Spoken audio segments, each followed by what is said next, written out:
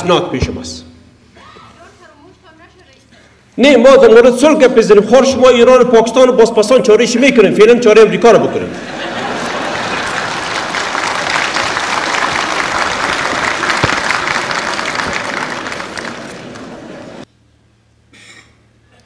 امنیت امروز بعد از فیصله شما یا امنیت 10 سال یا 15 سال بعد. امنیت امروز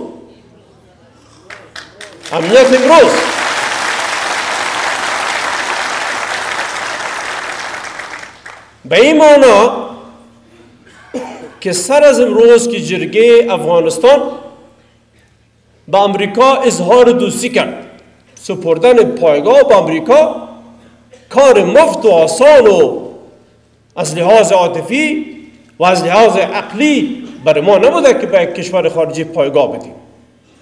بسیار سر ما سخت تمام میشه. به خدا و راستی اگه غیرت ما قبول کنیم.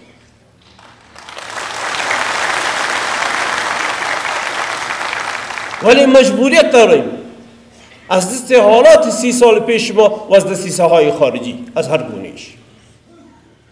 پس زمانی که ما اینها را پایگاه میتیم به خاک ما، امنیت ما شرط اول ماست و از امروز است.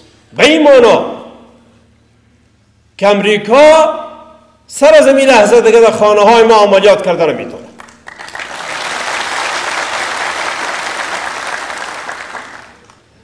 سر از این لحظه دیگه در خانه مردم افغانستان نه شب و نه روز بر عملیات رفته میتونه. امین منظورتان هست یا نه؟ روزی که جرگه ششته بود، شبش در نرگرهار در پتیکوت امریکایی رفتن 2 نفر از هموطنان ما رو کشتن. فقط 4 روز پیش.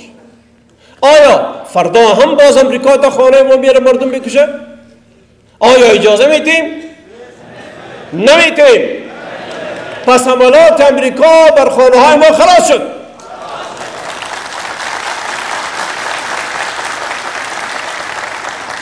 و اگر یک بار دیگر رفته بودی قرارداد نمیشه. سفیرشان شیشته میشنوه یک بار دیگه به خانه ما رفته بود برای عملیات نظامی، قرارداد نیست.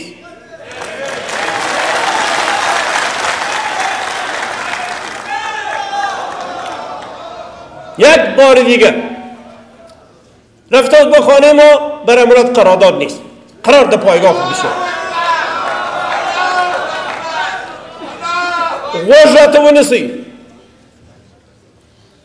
که طالب دی که تروریست دی موش پیژو دی پیژی دیگه په موش کار نه لري امریکا موش دی سره پیژي.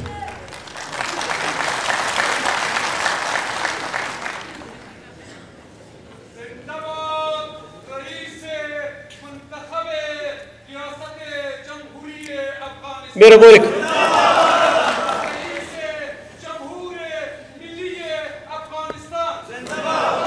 اجازه بده.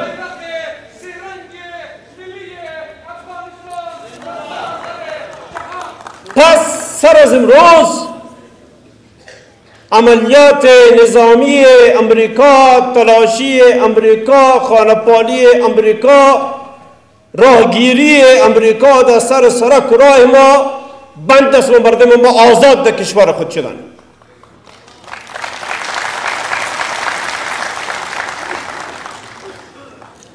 دوهم سوال تر دوهم دمخه رحیمی صاحب بیار راپورای امریکی را. بزرگای عزیز، وطن ما سالها ناامن بود و امسال فقط 1 ماه پیش از دایر شدن این جرگه افغانستان سراسر کشت و خون بود. صدها جوان امنیتی ما، عسکر ما، مردم ما و صدها زیادتر به نام طالب دی خاک کشته شد. راپور می آمد که قدر کشته داریم، 40 نفر کشته داریم، 50 نفر کشته داریم، 20 نفر عسکر، 15 نفر مردم ملکی، 40 نفر طالب. 50 نفر طالب. اینا همه مردم افغانستان بودن. از روزی که جرگه را گرفتیم و وعده کردیم به امریکا که جرگه براتان قرارداد میته، این راپورای امنیتی 14 روز است. هر روز برای راپور امنیتی می از ارگانهای امنیتی که مسئولینشان اینجا تشریف دارند. در این 2 هفته تلفات ملکی ما و از امنیتی ما و عسکر ما و پلیس ما فضل خدا اقا کم شده که 1 نفر 2 نفر 3 نفر 4 نفر. دیروز از وزیر داخله پرسان کردن راپور نامده بود که وزیر داخله امروز راپور نامده، تلفات داریم نداریم از مردم ما و از پلیس عسکر امنیت ما. گفت صاحب 1 نفر پلیس تلفات داریم، 1 نفر، او را خدا کم کنه. پس میخواهیم که بعد از این قرارداد هم امنیت ما امت باشه، پس خراب نشوه.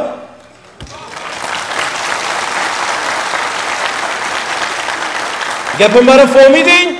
پس خراب نشوه.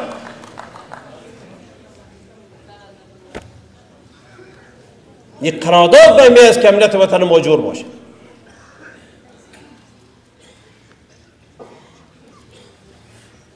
صلح افغانستان، من خدمت شما عرض کردم در افتتاحیه که صلح افغانستان در قدم اول به دست امریکا، در قدم دوم به دست پاکستان است.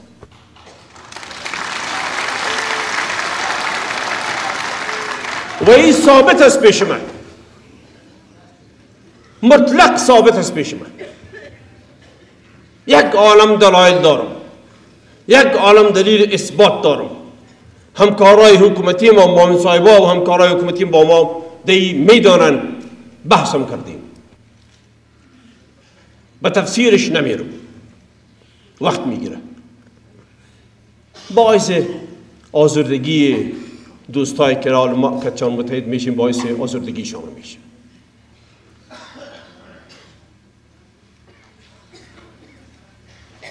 اسناد پیش ماست. نه ما در مورد صلح گپ بزنیم، خور شما ایران و پاکستان و بازپسان چارهش میکنیم، فعلا چاره امریکا رو بکنیم.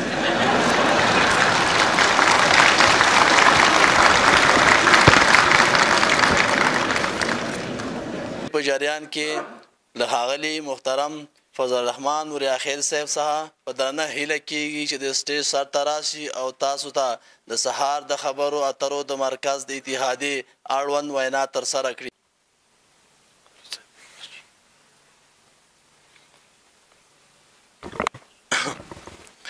له ښاغلي قاري صاحب محمد څخه ډېره مننه چې زمونږ د نننۍ غونډې وینا یې د قرآن عظیم شان په څو مبارکو آیتونو سره پیل چې د سیاسي، نظامي، اقتصادي، ټولنیز او کلتوري بحرانونو د رامنځته کېدلو باعث ګرځېدلې ده. په دې کړکېچن حالت کې زموږ هیوادوالو د خپل دیني، کلتوري، ټولنیز او اقتصادي جوړښتونو او ځانګړتیاو پر بنسټ د خپل هیواد سرنوشت وټاکه. د سهار د خبرو اترو مرکز یو مستقل ملي او بې پرې بنسټ ده له اړونده جهتونو او اړونده موضوعګانو سره په لاندې برخو کې د خبرو اترو لړۍ په هر اړخیز ډول سره فایل او جاری ساتي. لومړی برخه، اول د حکومت مسؤلینو او مشرانو ته داسې مشورې ورکول چې د یو شفاف میکانیزم پر بنسټ باندې ولس ته د حکومت له خوا حساب ورکړل شي. دویم، د مخدره موادو پر وړاندې د هر اړخیزه مبارزې له دوام څخه ملاتړ او له نړیوالو بنسټونو سره د دې لړۍ د هر اړخیزه مرستې په موخه خبرې اترې. دریم، په داخل او بهر کې د میشته کدرونو، نخبګانو، متخصصینو او سرمایه‌دار افغانانو لپاره د داسې شرایطو او زمینو برابرول چې دوی وکولی شي د هیواد په بیا رغونه او پرمختګ کې راغونده رول ولوبوي. سلام، وقت بخیر. تشکر. سلام، الحمدلله. شما خوب هستین؟ بخیر هستید؟ زکی الله محمدی، استاد دانشگاه فعال مدنی. بسیار خوب. جناب محمدی صاحبی را بگوین که همچون مراکز که افتتاح میشه به خاطر گفتمان ملی چقدر میتونه موثر باشه؟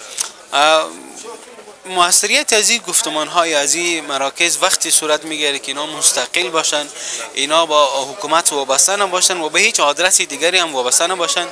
دوم، نظر و پالیسی و اساسنامه همچون مراکز است. اینا باید یک پالیسی و اساسنامه بسیار قوی و مثمر داشته باشن تا بتونن حکومت فعلی افغانستان اینا قانع به این بسازن که امروز سیاست واقعی‌گرا در سیاست بین الملل قابل قبول نیست و سیاست آرمانگرا و سیاست دیپلماسی میچره. وقتی ما میخوایم مشکلات افغانستان حل بکنیم، وقتی ما میخوایم دیگر افغانستان شاهد جنگ نباشه، ما باید دیپلماسی داشته باشیم. ما باید یک سیاست آرمانگرای بسیار قوی و متشکل از کادرهایی که در روابط بین الملل دکترا و در روابط بین الملل اینا کار کردن، اینا باید داشته باشیم.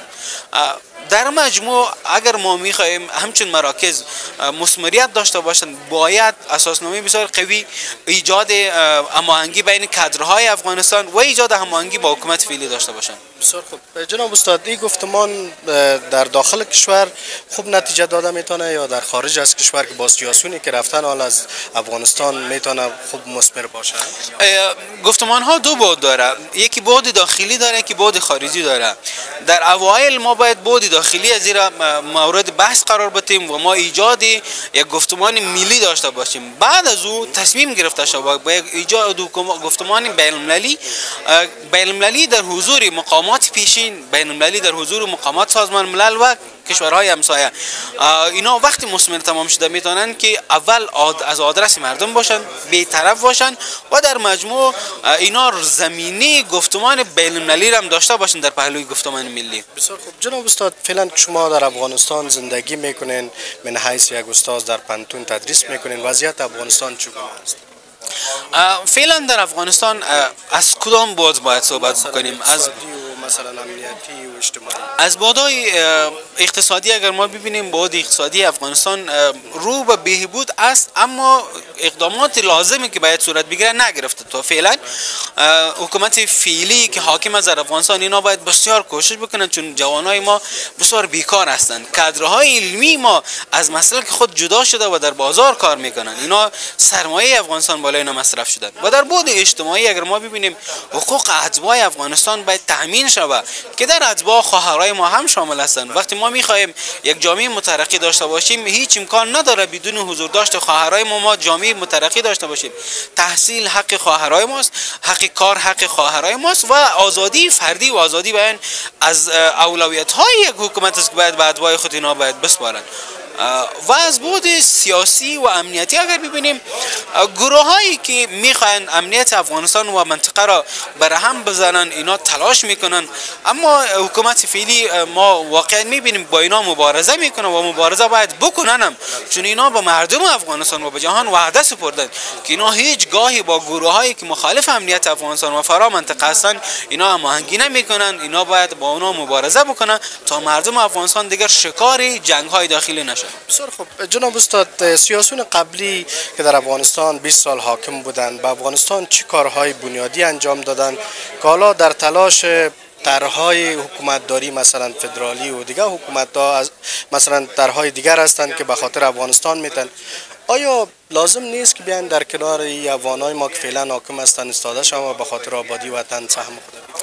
ما در رسانه‌های مختلف بسیار حضور داریم و همیشه صحبت‌هایی داشتیم.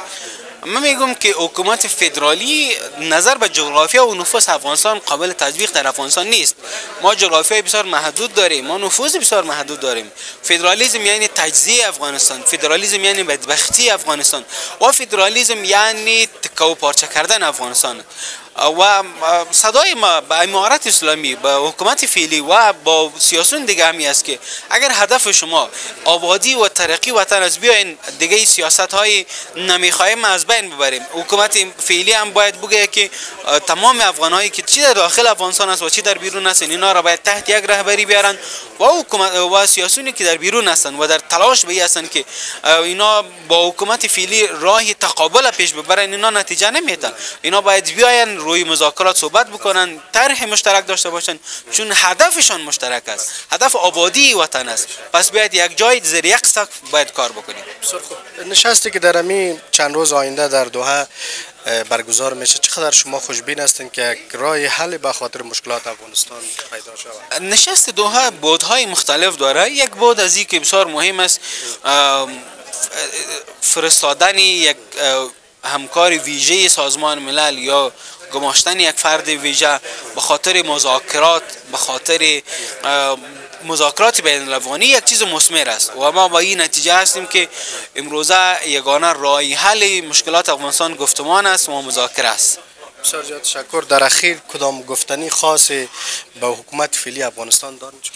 ما خب بسیار گفتنی های بسیار داریم در رسانه های مختلف. ما چون میاییم در بحث ها میگیم، صحبت های خود کردیم دیگه. اینا اگر میخواین که وطن رو جور بکنن، اینا اگر میخواین که دیگر ما شکار جنگ های داخلی نشیم، باید یک دیگر را بپذیریم. قانون همدیگر پذیری یگانه راه حل مشکلات افغانستان است. تشکر. سلام. بخیر باشید.